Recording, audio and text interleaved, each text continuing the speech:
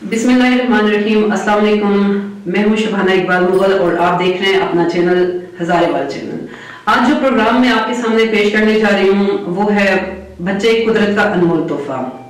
पाकिस्तान के अंदर जो मासूम बच्चों और बच्चियों के साथ जिनसे तशद्दुद किया जाता है, फिर उसके बाद उनको जो बेदर्दी के साथ कत्ल किया जाता है, उसकी बड़ी वजह क्या है और कसूरवार कौन है।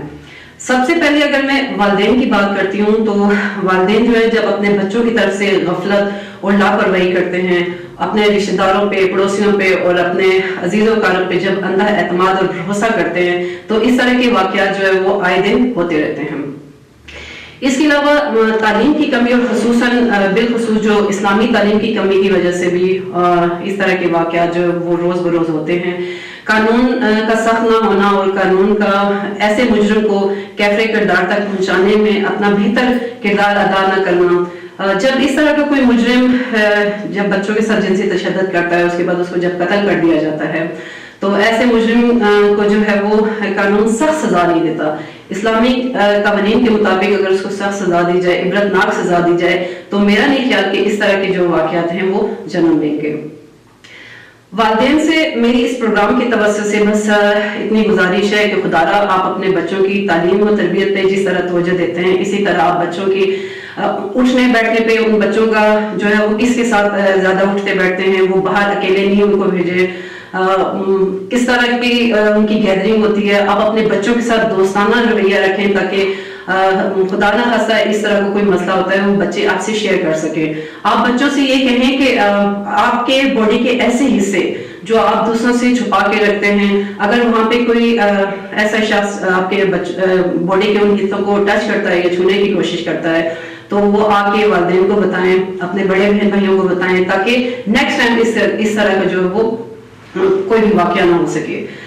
कसूर की अगर बात की जाए तो कसूर में जो 11 मासूम बच्चियों का रेप किया गया, फिर उनको बेदर्दी के साथ कत्ल किया गया, इसी तरह उसमें बच्ची ज़ैनब भी थी।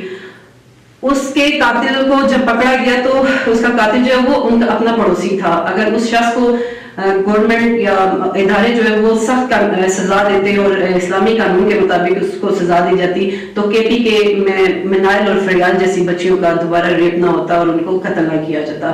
मिनाइल का कातिल पकड़ा गया है लेकिन फरियाल का कातिल अभी तक कानून की पकड़ से जो वो दूर है।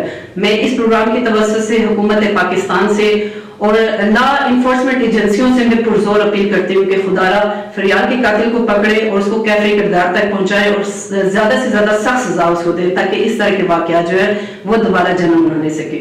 बच्चे हमारे फ्यूचर का असासा है, हमारी कौम मिलत का असासा है और हमारे मुस्तकबिल का रोशन सितारा है। खुदारा इस असासे को बचाएं और बच्चों को जो है वो ज्यादा से ज्यादा ख्याल रखें। स्पेशली वालिदैन से रिक्वेस्ट है कि आप अपने बच्चों का ख्याल रखें। इस प्रोग्राम के लास्ट में एक वीडियो क्लिप आपको बताया जाएगा और आप खुद ये रियलाइज करेंगे कि इसमें कसूरवार कौन है। उम्मीद है कि आप हमारे चैनल हजारेवाल चैनल को लाइक करेंगे और अपनी बेहतरीन राय से हमें जो है वो मुस्तफीद करते रहेंगे। बहुत शुक्रिया। अस्सलाम वालेकुम। किधर से हो बच्चे आप? कहाँ से आए हो? तो किसने भेजा आपको? वो क्या लगता है आपका? मेरा भाई लगता है। तो आप छोटे से हो, आप क्यों आते हो इधर मार्केट में? बच्चे आप इधर क्यों पैसे मांगते हो? आप बाबा नहीं है आपके? बाबा किधर हैं? पापा मजदूरी करते हैं। अच्छा, इधर आओ, अभी दोबारा नहीं आना है सर। ठीक है, सही है, जाओ घर जाओ, शाबाश।